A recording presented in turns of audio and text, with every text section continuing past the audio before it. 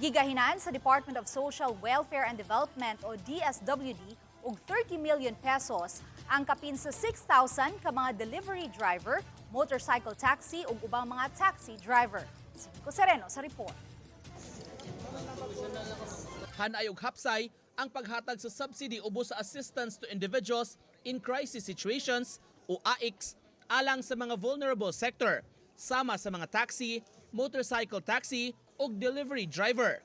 Sa 6,338, 4,338 kanila mga motorcycle taxi driver o delivery driver nga midawat sa tag 5,000 pesos nga subsidy, samtang nahabilin sa mga taxi drivers.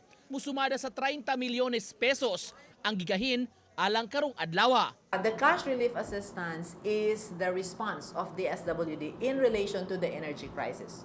And therefore, we all know that the drivers are the ones who are badly and mostly affected. Duha sa nakadawat sila si Junrey Asibron, delivery driver, nga mukita kaniadto gikan sa wala pa ang krisis sa lana sa dili mo menos 2,000 pesos.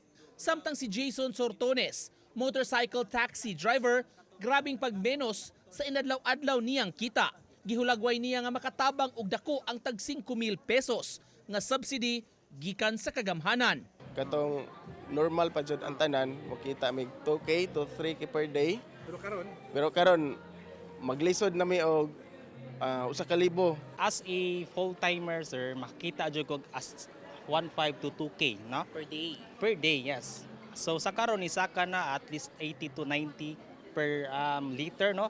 Maabot na lang 1K to below na lang amo malimpyo. Gipahibaw ni Director Charlene Marie Lucero sa DSWD nga ang mapakyas pagkuha sa ilang subsidy mamahimong makuha pa sa laing adlaw. Uban ni Godfrey Relien, Nico Sereno, Balitang Bisdak.